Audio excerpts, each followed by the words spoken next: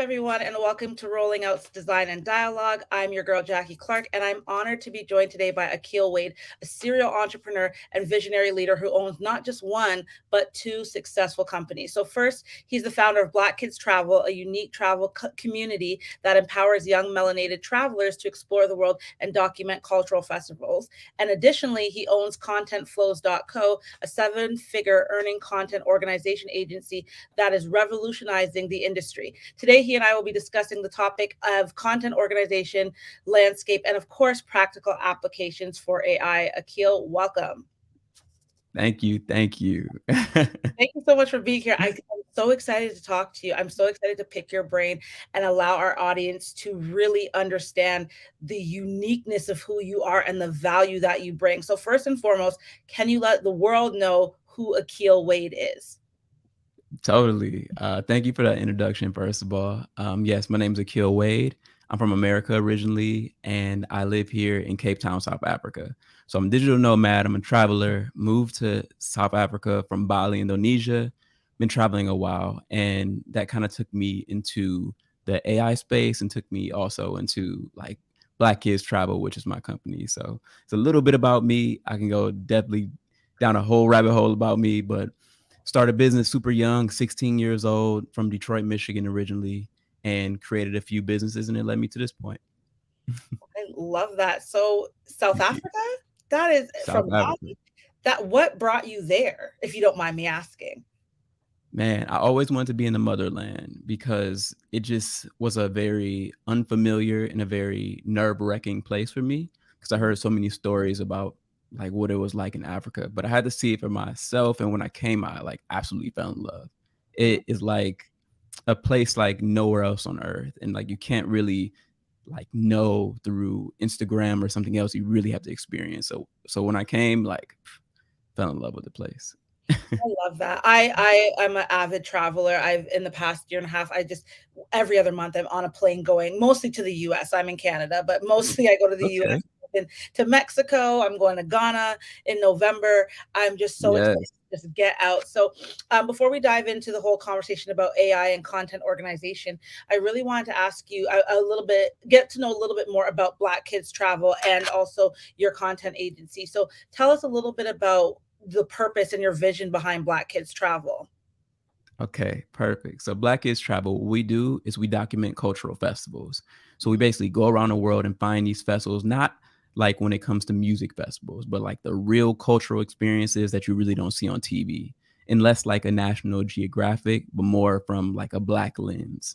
And basically we do this to give back, or I don't really want to say give back, but we do this to give to the melanated people around the world, like the melanated kids in India, the melanated kids in Africa, to Australia, to America, especially America, because that's where we're from.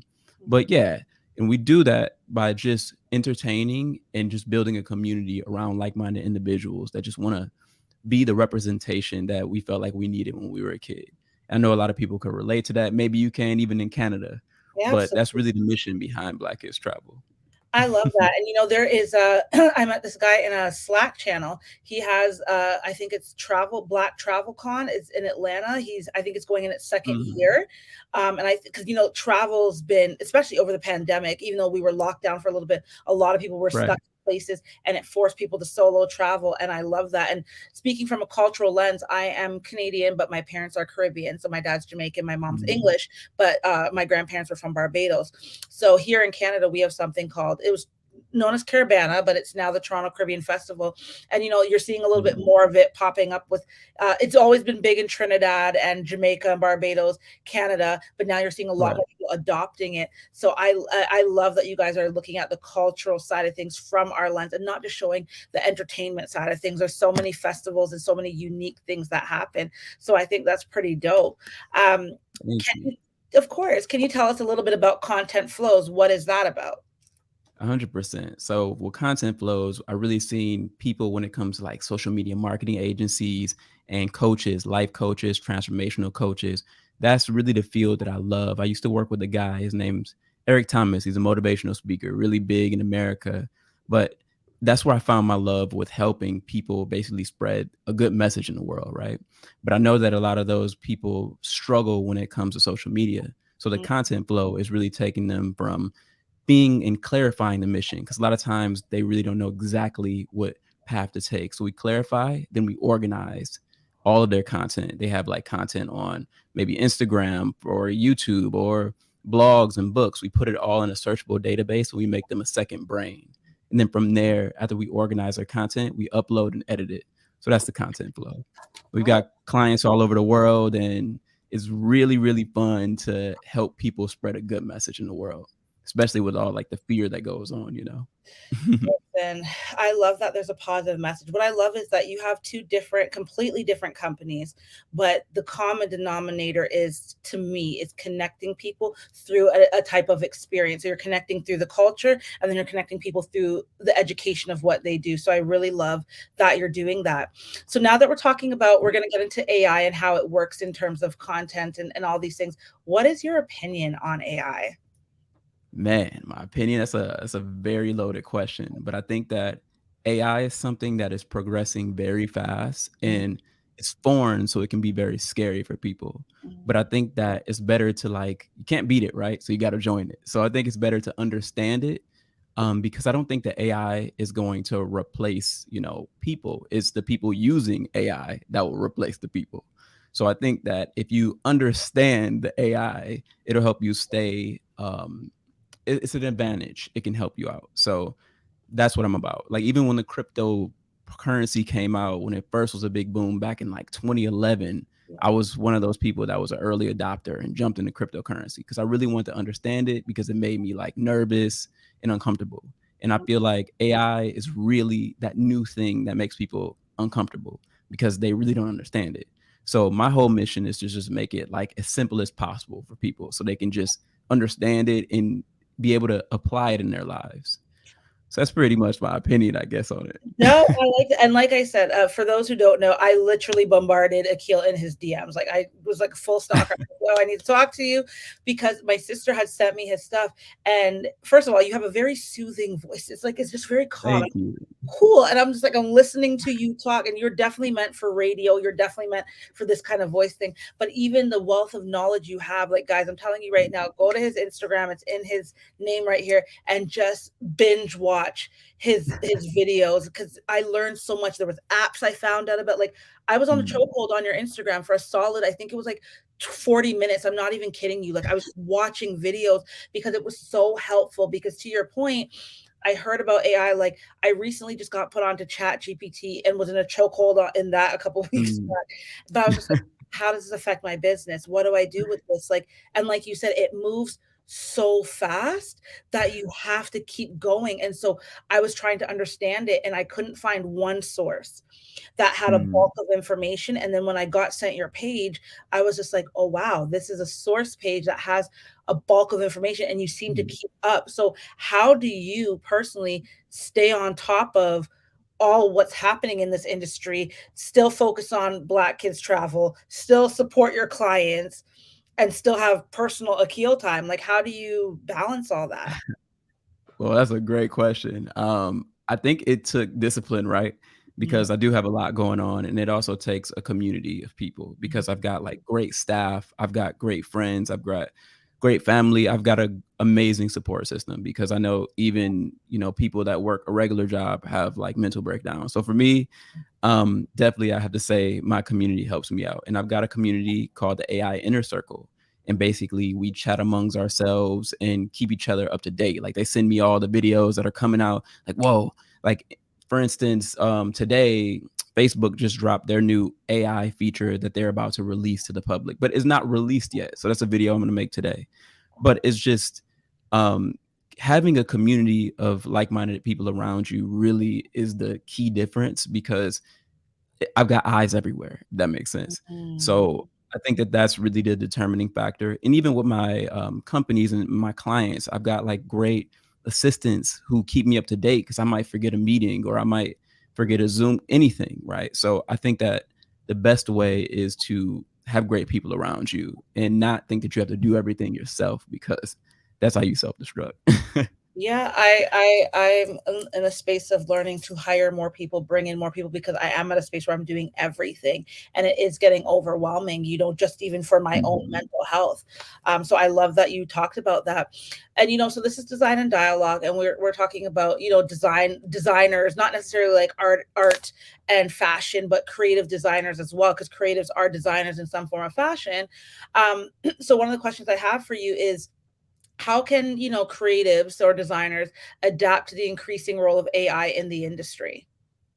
I think that the best way to adapt is to be more yourself, because even when it comes to editing videos, or it comes to photography, or it comes to graphic designing, or whatever niche you're into, there's an AI tool that you will use eventually. Even if you were using, let's just say, a Canva before, that is slowly becoming just AI, or these YouTube tools, or the Premiere Pros, or the CapCuts, and all these programs that people use. They're all turning into AI. So you really don't have to think too much about how to use AI. You just have to focus on being yourself on camera. But I think that we're becoming more entrepreneurial. Like, we're going back to the old days. Like, we went from, everybody working these jobs, like working forward and working all these type of jobs, right? But now everybody's becoming entrepreneurs again, because all those small jobs are getting taken from AI, or they're getting replaced, because we don't need humans to do those jobs anymore. So the best thing that you can do for yourself, I think, is to just express who you are through the lens. I think Mhm. that's the best thing you can do, and not put yourself in a box, because I know a lot of entrepreneurs or influencers, they try to tell you to niche down, but I think that you need to just be yourself, because that makes you unique and makes you different, and everybody can do it, and everybody has a message to share, and everybody can help each other by just being themselves. So I think that's the biggest thing. Absolutely. I love that. Being yourself is the biggest thing because, like you said, that is your ultimate unique value proposition. When someone asks Yes, you what your UVP is, it's you, because you and I can get the same exact recipe for spaghetti akil, and I promise you it will taste different because it's I may like different. more spice, or I just the way my grandmother, who was Jamaican, showed me how to cook certain things. I might cook it this way, and we have the exact same recipe, exact same ingredients, but it's going to taste different because I might add less of this, you might add more of that. So Right. being yourself is the biggest thing. I love that you said that. Can you share with us, if you know, what are some successful examples of AI in design In design, or in content creation, and so on whew, social? What are some of the from what you've seen? And I know there's probably a ton, but what are some that you've seen? successful use cases. Okay. So one thing that, let's just say, even for my company, right? Mm. I'm able to edit 30 times faster for my clients. I can pump out 10 videos for my clients, let's just say, a day on social media, because of all these AI tools. Like, you have a tool called Gling, which the AI edits the videos for you. So, other people may go on there and they may use, Premiere or CapCut or something. It may take them a whole day to edit a video, but I can push out 20 videos by the time they get out one. So I think that's a great use case for it. Let's just say I have a client, and I made a video about this also, but they made, I think it was $17,000 this month by just using AI with Midjourney to make background art for, like, these kind of calls, Zoom calls. So, like, when people have the animated backgrounds behind them, they made $17,000 just by letting AI generate random backgrounds.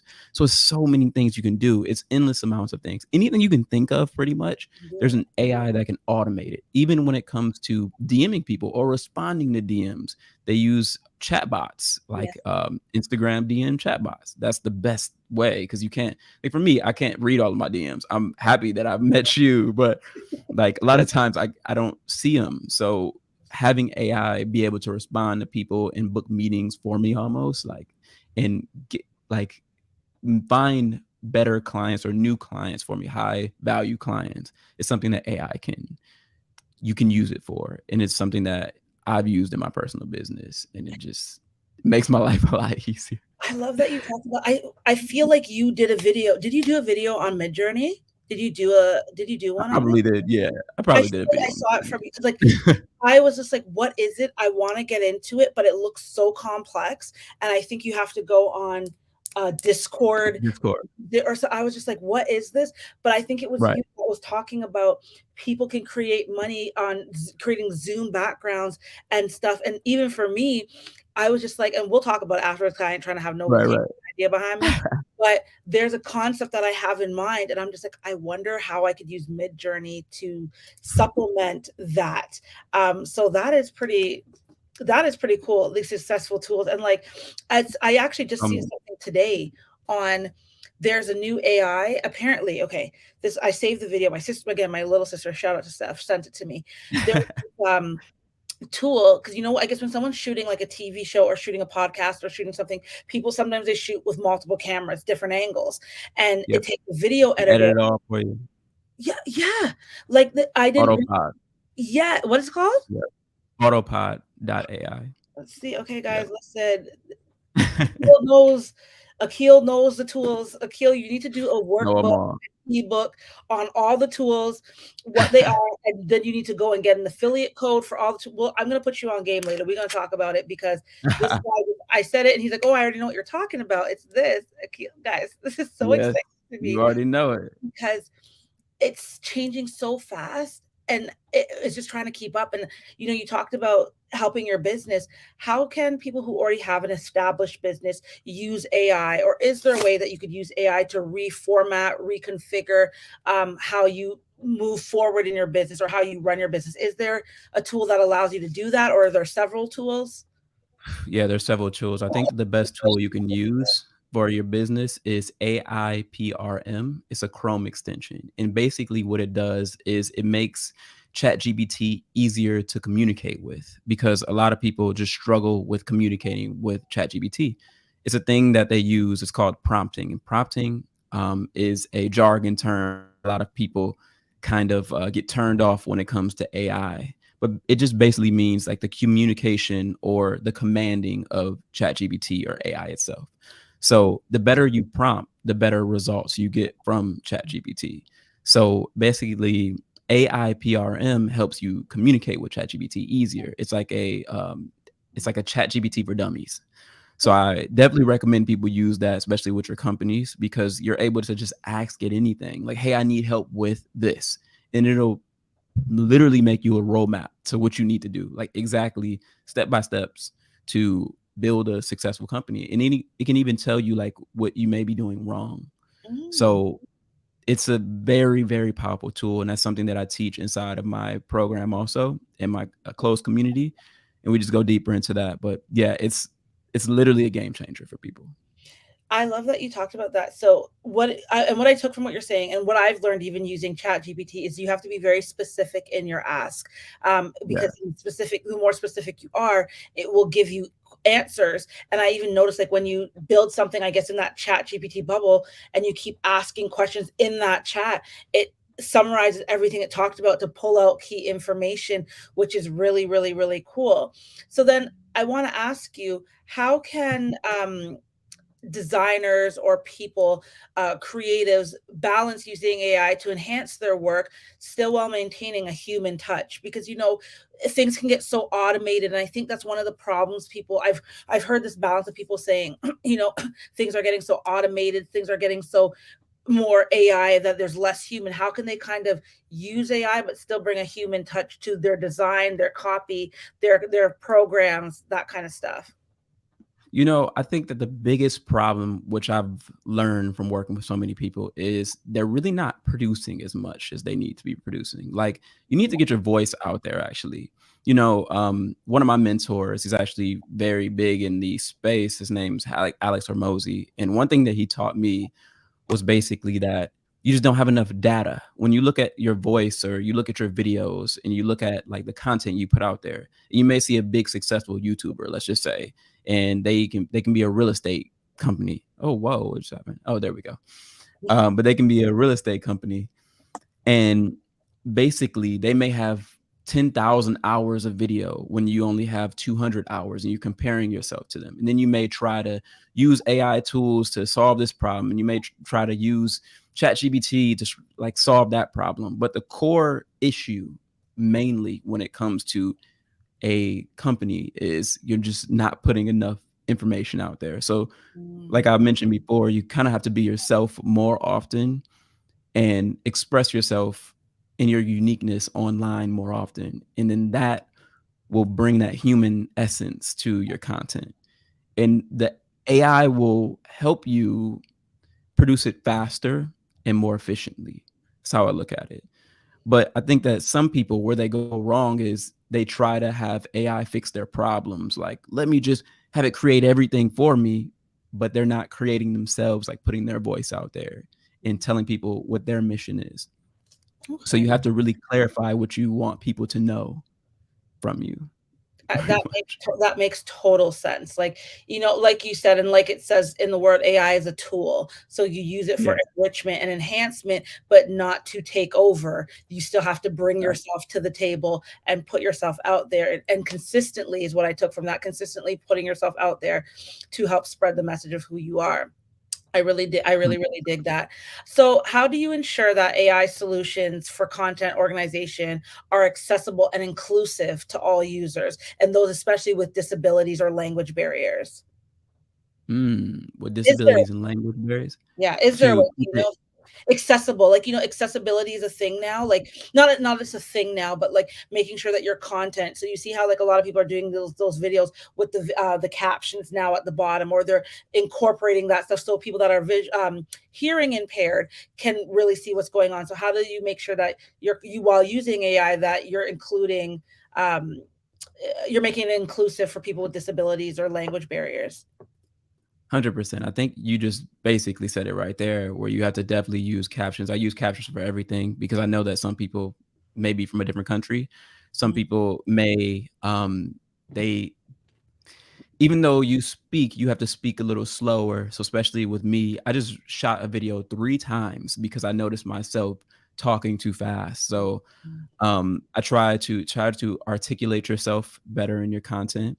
Yeah, Mhm. definitely use captions. And also, if you're doing something specific, like a company that I'm working with is called earheart.ai, and Mhm. they basically help people with eating disorders and help people with specific disorders. So I think that if you're definitely, say, doing something in the food industry, maybe it's looking into AI that helps people that may have an eating disorder, like Earhart. So I think that the tools are out there to basically help you communicate with as many people as possible. And I think that, yeah, the biggest thing is really slowing your speech down and clearly communicating like you're shooting a movie or something so people can understand you. I like that. Slow down your speech, collaborate with other organizations that support something else, Exactly. and use captions so other people can see it, and then again articulate yourself and enunciate yourself the best way as possible so people can really pick up what you're saying. Um, Yeah. so the next thing I want to ask is, and I don't know if there's an answer for this, but how do you measure the effectiveness or the return on investment? I also like to say return on engagement because most of us can't get a return on investment, but we can engage, of AI solutions when creating content, and what metrics should we be tracking? Is that even a can you actually measure the success of that? So, oh, I love this one. And I think that the biggest thing is another mentor of mine basically taught me to celebrate what you want to see more of, right? Mhm. So if you want to post a video every day, let's just say, that's when I celebrate. And that's how I track my success, by me sharing my knowledge, like the knowledge that's in my mind, to people daily. I don't look at the numbers. I don't look at, let's just say, oh, if I got 200 views on this video, or I got 2 million views on this video. That's not success to me. It's more that I've done it. So every day I look at basically communicating the new AI tool to the community to help people's, you know, solve a problem. And I think that that's how you really track like how successful you are. And you'll know because people will respond to it. So say for instance, when I find like a problem, let's just say, or a challenge in my life, and then I find a solution to that and I share with others, they'll tell you, when you actually solve the problem, because they'll be like, thank you so much. And that's my reward mechanism, by hearing that from people. And sometimes when I put out content and I don't get that, let's just say, and I relook and I look at the content and I notice that I may not be sharing something that's helping people, that's when I noticed that like I'm getting off a track. So Mm. it has to be aligned with your mission, and that's the biggest metric. Don't look at the numbers, like, because that's just discouraging, especially when you're starting out. You got to look at the consistent effort that you're putting into it, and also the impact by the positive feedback, or maybe even if it's negative feedback, that's it's just helping you get better at your craft, so nothing's really negative. I love that. I'm really so grateful that you said that. I think we get so caught up in the number. I know for a while, I think this happened just during the pandemic. I know in Canada, they removed the number of likes on a post. Like earlier on in the US, I remember some of my friends and clients were like, oh my gosh, this is crazy. Why would you do that? And honestly, I think it helped. I think it really helps people 100%. detach from being so emotionally tied to this video only got 7 likes, but then this video got 1,000 likes. And I think it helps with that lack of, well, it helps with that personal comparison, and then the Mhm. comparison to other people, because comparison is the thief of joy. So I like that you said, having your own values attached, like, my goal is to put out a lot of videos because it makes me happy, and I just want to put out the content for it to be received in the way I meant, not I want it to be received by 2 million followers. If it hits 2 million, that's a bonus, but that should never be the Right. goal. The goal should be to put Exactly. out content that is enriching and encouraging people. So I'm just so glad that you touched on that, because we need more of that conversation. Because from a sponsorship angle, I deal with a lot of brands and sponsors. Everything is numbers, numbers, right? They want to know how many Right. likes you have, followers you have. And again, that's fine for that portion. But if you're putting out consistent content, good content, those numbers will come. So I'm so grateful Right. you said that. I wanted to ask you about data privacy and security concerns. So I know a lot of artists. I don't know if you've seen Drake and other artists getting a little in a tizzy because AI is creating music with their sound and their voice, and we're putting our faces out there on these AI channels and creating all these cool things about ourselves, using our voices to do stuff. So, what role does data privacy and security concerns play in using AI for a brand or a business? And how can organizations, or how can people address these concerns? That's a great question. For me personally, I use Obsidian, which is a note-taking app, but I basically create second brains with Obsidian. I'm able to store all of my data inside of Obsidian. So Mm, that's good for security when it comes to data, because it's off of my devices. It's actually on a hard drive. It doesn't live on Google, or it doesn't live on, Safari or something. It lives like in my private vault, and they call it Obsidian vaults because of that. So for your data security, maybe that might be a good option for you. But other than that, when it comes to these AI tools, I kind of look at it like, if you talk to someone that's from the Bay Area. I used to live in the Bay Area. I kind of grew up there also. And Apple and Google and Amazon, these huge companies, they've got all your data. They've got your face, they've got your voice, they've got everything. They can make whatever they want out of you. mm, So for me, I've accepted that reality. So I'm not so afraid of someone having my data, because I think that if someone's looking for you, they'll find they can find you, that. especially if you live in a big country. Maybe if you live in like Congo, or, What somewhere in rural Indonesia, maybe not. But you know so I what? think just embrace it, and like you can deal with that later on. Yes. But just be smart about your passwords, and be smart about your bank information and things like that. But You made a yeah. great point, and I think, you made an excellent point, because a lot of us don't realize 99, my chest is high. I'm going to say 99% of us have accepted Instagram's terms, TikTok's terms, and Exactly. you have not even read half of the terms, okay? We've accepted them because it's Right. an app. So to your point, when everyone's out here talking about, oh, it's going to take your input, guys, anything you post, the minute you post a photo online, it's fair game for anybody to use. I can't tell you the amount of clients when I used to manage influencers, the amount of clients I would see on Amazon, AliExpress, Alibaba. One of my clients, she has beautiful long red locks. And I remember a hair company took her photo and said, "These are the locks that we'll give you with weave," and she never agreed to using that, like them using that photo to sell. So, before we get up in arms about AI and what they're going to do with us, look at the terms and conditions you've agreed to from 2007 when you signed up for Facebook. Okay. But And even before then, you can just look at it like your phone, Apple. yep, What do yep, every time you take a photo or you yep. text or anything, Or give but we don't have permission. to get into all of that. No, no, we don't need Apple. We don't need Apple coming for us. I don't have to worry. Right, right, Uh, right. so I have a few last things before we close. I would like to ask Yeah. you, talk a little bit about that you have a team, and you talked about how your team keeps you together, in terms of missing, so you don't miss meetings and stuff. I want to ask you, how can AI be used to improve collaboration and teamwork amongst designers, creatives, businesses, and organizations?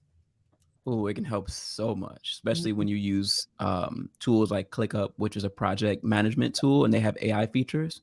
You love ClickUp? Oh my gosh, It's my an best AI friend actually feature? runs a company. It's Say an that one more time? AI it's an AI Oh, company? yeah. No, they Oh, have AI inside of their, project management. interesting. I So, love ClickUp, but I didn't realize that they've started implementing the AI. That's pretty cool. yeah, they just started. They just started, Mm, I think last week. So it's oh, huge and it's gonna really take over, but that's definitely a way to communicate with your teams and use AI at the same time. And it'll start integrating into the workflows, and you may step it up more and more and more. And also like Canva. Canva is something that a lot of people use because it is just really good at what they do.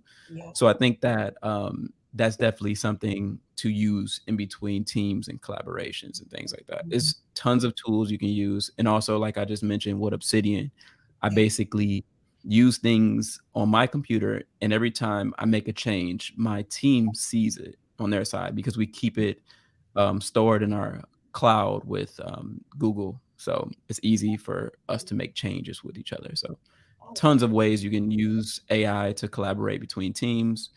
And even when I mentioned AI PRM, you can literally just look for it to be your manager, and ChatGPT will turn into your manager.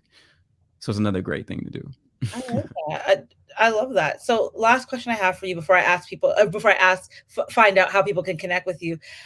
You, it seems to me like you're really up to date on all the tools, and you know what's happening, and you keep yourself invested in what's going on. So, how do you evaluate the different tools and technologies for content creation, especially for your clients? Like you mentioned, Gling and Obsidian and Autopod AI. Like you just list, you probably listed off 40. I only was able to Right. grab like five. But how do you evaluate these tools? How do you know which one's great for your client? How do you know which one's great for your personal business? How do you know which ones that you need to stay away from? How do you evaluate that? And what factors should be considered when others are making decisions about using AI tools? So I think that a good resource to use is Futurepedia. Futurepedia is like a Wikipedia for AI tools, and they usually put the good ones up front. And you can tell by the users, maybe you can tell if you keep hearing about the AI tool. You Mm, also can tell if it's a good AI tool by seeing it on Twitter, usually if it's trending or something like that. That's a great way to find good AI tools because there's a lot of AI tools that just do the same thing. They're just a chatbot or they're just a, you know, if an AI tool does something, there's probably like 20 other AI tools or hundreds of other AI tools that do the exact same thing. So I think a good way to stay ahead of the game is honestly to follow somebody like me or other people like me in the space that really just continuously stay up to date with them because I have many people that help and contact me and keep me up to date with what's going on. And also, these companies reach out to me, and I can tell by the type of budget they have, and it tells me a lot about where they are mm, along their process and who they're backed by. One of my favorite projects is Adobe's. The Adobe, if people use Premiere or they use Photoshop or Lightroom, all that's going to go away soon. They've got a project called Firefly, and Firefly is basically just their AI version of that. So instead of editing a video, you can just say, "Hey, make this video with these effects in shot in a rainforest in the Amazon." Like you really? can do anything. Exactly. It's like text to video, but more than text to video. So Wow. all these AI tools can do it all. Like it just keeps advancing. So you have Mm. to stay up to date with the AI news people, and I guess that maybe I might fall into that category. Yep. But Yep. yeah, That's that's really the way to do um it. you've shared like so much, and I know we didn't even scratch the surface because this would be like a 12-hour conversation, Right. and you need to get paid that's a master class, so I'm not trying to rob you. But I'm so grateful for all the things you shared, the tools you dropped. How can people connect with you? How can they find you online? I know you talked about a cohort. Do you have a program people can sign up for? Let us know how we one can support you and support your business, and then just stay in contact with you in general. Well, thank you, first of all. And how people can reach out to me is just like on my Instagram. This is my Instagram right here, plugged here. Easy to find me. You can see what I've got going on in my companies. From there, I've got a community which we want to make the largest AI community, and it's called the AI Inner Circle.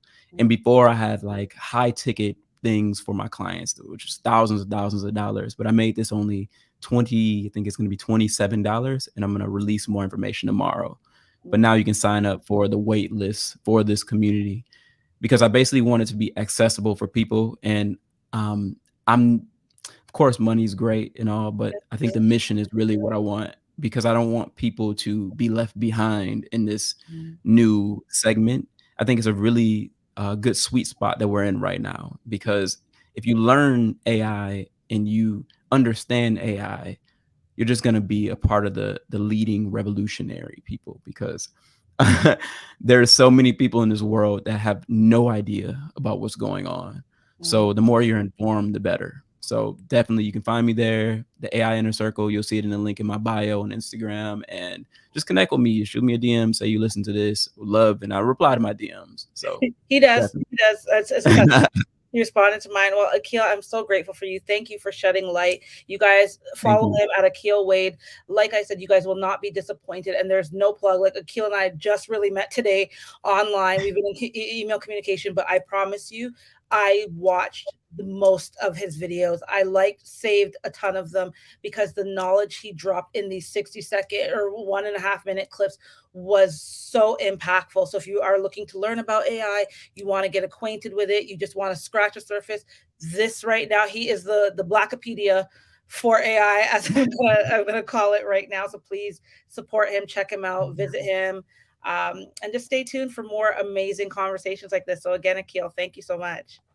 Thank you for having me, and thank you for making a difference in this world. Oh, thank you.